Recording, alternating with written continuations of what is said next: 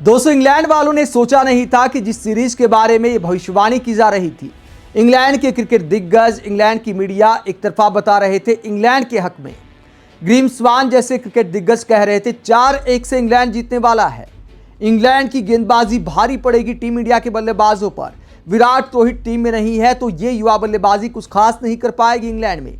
तरह तरह की बातें इंग्लैंड की मीडिया में उछाली गई और इस सीरीज को एक तरफा मान लिया गया।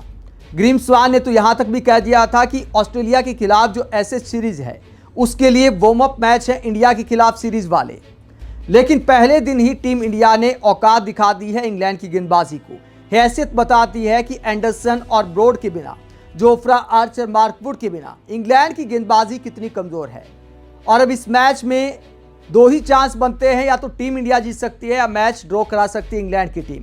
अगर इंग्लैंड को यह मैच जीतना है तो कोई चमत्कार ही करना होगा, क्योंकि यहां से 550-600 रन टीम इंडिया के साफ तौर पर दिखाई दे रहे हैं। अगर कोई टीम 600 के करीब रन बनाती है तो उसे हराना चमत्कार ही माना जाता है टेस्ट क्रिकेट में। पहले दिन टीम इंडिया ने इंग्लैंड को इस तरह से मैच से तकरीबन बाहर कर दिया है। टीम इंडिया की पहले दिन की बल्लेबाजी ने इंग्लैंड की मीडिया को जवाब दिया है, अपने खेल से इंग्लैंड की क्रिकेट एक्सपर्ट्स को जवाब दिया है। और किस तरह इंग्लैंड की गेंदबाजी की हालत खराब की आज पहले दिन टीम इंडिया के बल्लेबाजों ने। सिर्फ एक बार चांस आया था इंग्लैंड के पास, जब इंग्लैंड के कप्तान बेन स्टोक्स ने टॉस जीता, पहले गेंदबाजी चुनी, तो इस बात की उम्मीद रही होगी। टीम इंडिया का कई बार ऐसा इतिहास रहा है कि पहले सेशन में ही 4-5 विकेट निकल जाते हैं। ऐसे में स्टोक्स को उम्मीद रही होगी कि 3-4 विकेट तो शुरुआत में ही निकाल लेंगे और टीम इंडिया की बल्लेबाजी पर दबाव आ जाएगा। लेकिन जायसवाल और राहुल शानदार शुरुआत देते हैं, 91 रन की पार्टनरशिप करते हैं, नई गेंद को पुराना कर देते हैं। कोई सफलता नहीं मिलती नई गेंद से इंग्लैंड के गेंदबाजों को। उसके बाद केएल राहुल और साई सुदर्शन गिफ्ट देते हैं ऑस्ट्रेलिया वालों को विकेट का। बस वही खुशी के पल आए थे। केएल राहुल ऑफ स्टंप के बाहर जाती गेंद को छेड़ते हैं तो साई सुदर्शन लेग स्टंप से बाहर जाती गेंद के साथ छेड़खानी करते हैं। 2 विकेट जब 92 रन पर गिर जाते हैं तो वहां से इंग्लैंड को वापसी की थोड़ी उम्मीद जगती है। लेकिन लंच के बाद इंग्लैंड के गेंदबाजों के पास पिटाई के अलावा कुछ नहीं बचा।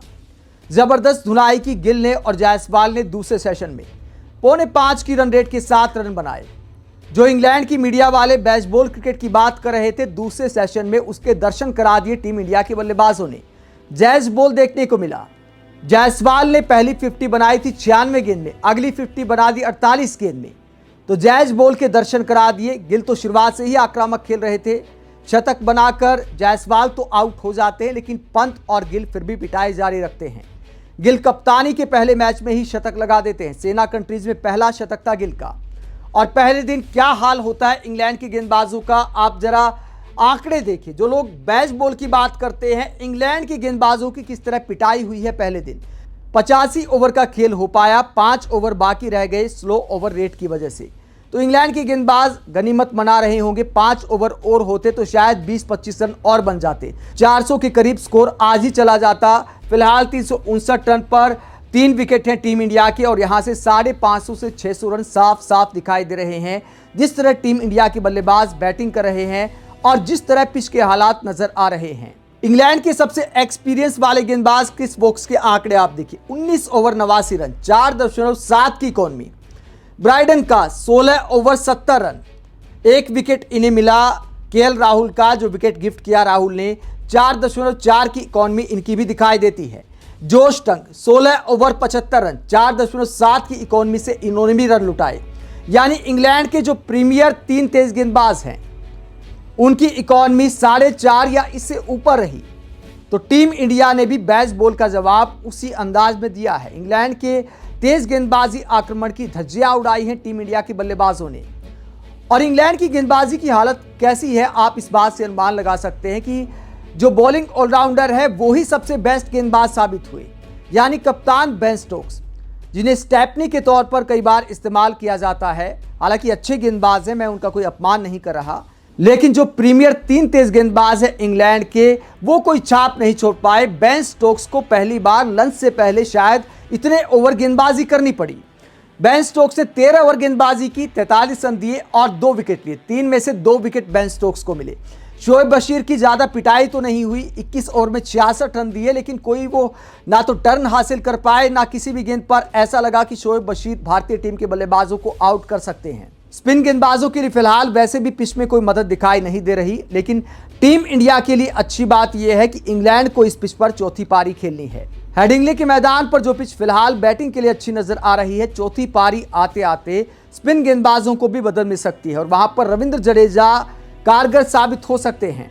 फिलहाल की बात करें तो पिच एकदम से बैटिंग पैराडाइज नजर आ रही है। थोड़ी स्लो विकेट जरूर है, तेज गेंदबाजों के लिए ज्यादा मदद नहीं है जिस बात की उम्मीद थी। उसकी वजह यह है कि घास पूरी हटा दी गई पिच से। जैसे जैसे खेल आगे बढ़ेगा, गर्मी की वजह से भी पिच टूटेगी और चौथी पारी यहां पर इंग्लैंड को खेलनी है। ऐसे में टीम इंडिया अगर 600 का स्कोर बनाती है, 600 के करीब का स्कोर बनाती है, तो इतना आसान नहीं रहने वाला इंग्लैंड के लिए। जसप्रीत बुमराह, मोहम्मद सिराज रिवर्स स्विंग भी अच्छी कराते हैं।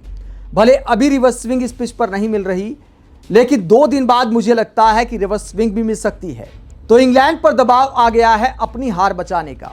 सीरीज से पहले जो बड़ी बड़ी बातें की जा रही थी, अब पहले टेस्ट मैच में अपनी साख बचाने का दबाव है इंग्लैंड की टीम पर। और टीम इंडिया के यंग खिलाड़ियों ने एक बार फिर दिखाया है कि चाहे कोई भी देश क्यों ना हो, इंडिया के यंग टैलेंट को आप अंडर एस्टिमेट नहीं कर सकते। ऑस्ट्रेलिया में सीरीज जीतकर हमने इस बात को दिखाया था। अब इंग्लैंड वालों को बल्ले से जवाब दिया है टीम इंडिया के यंग बल्लेबाजों ने। अब कल के दिन पर एक और शतक भी आ सकता है। ऋषभ पंत भी अच्छी बैटिंग कर रहे हैं। पंत ने भी आज उपकप्तानी वाली जिम्मेदारी वाली पारी खेली। जायसवाल के आउट होने के बाद इंग्लैंड को कोई चांस नहीं दिया। शुरुआत में संभल कर खेले पंत, उसके बाद अपने अंदाज में आ गए। यहां तक कि आज के दिन के आखिरी ओवर में भी छक्का जड़ दिया, जिस बात के लिए पंत जाने जाते हैं। रिस्क लेकर शॉट खेला और क्रिस वोक्स की गेंद पर खेला। स्पिन गेंदबाजी को कई बार छक्के पड़ जाते हैं। आखिरी ओवर में मान लीजिए बल्लेबाज और स्टेप आउट करके छक्का लगा सकता है, लेकिन तेज गेंदबाज को अगर स्टेप आउट करके छक्का लगाता है कोई बल्लेबाज, तो उसे आप जोखिम मान सकते हैं। लेकिन ऋषभ पंत इसके लिए जाने जाते हैं। आउट हो जाते हैं तो स्टूपिड स्टूपिड स्टूपिड वाला डायलॉग कई बार आ जाता है सुनील गावस्कर जैसे क्रिकेट दिग्गज के मुंह से। लेकिन अगर गेंद मैदान से बाहर चली जाए तो फिर ऋषभ पंत को वाहवाही मिलती है। तो आज का दिन भारतीय बल्लेबाजों के नाम था।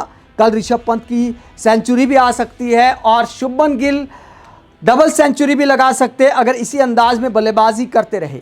कल का दिन भी बैटिंग के नाम हो सकता है। हालांकि टीम इंडिया को मैच जीतने के लिए काफी मेहनत करनी पड़ेगी। गेंदबाजों को भी अच्छा करना होगा। 20 विकेट हमारे गेंदबाजों को भी लेने होंगे और थोड़ी बहुत बारिश की संभावना भी है। कल भी है और परसों भी बारिश हो सकती है। हालांकि बारिश की गारंटी नहीं है, लेकिन 30% चांस है। अगर ऐसे में 2 सेशन अगर धुल जाए बारिश में तो बड़ा मुश्किल हो जाएगा इस पिच पर 20 विकेट निकालना टीम इंडिया के गेंदबाजों के लिए भी। लेकिन दबाव सारा फिलहाल इंग्लैंड की टीम पर है कि आखिरकार इस मैच में हार को कैसे टाला जाए। आप पहले टेस्ट मैच के पहले दिन टीम इंडिया की ऐसी बल्लेबाजी को लेकर क्या सोचते हैं, कमेंट बॉक्स में अपनी राय जरूर दें। साथ ही देखते रहे पब्लिक मीटर, चैनल को सब्सक्राइब भी करें। नमस्कार।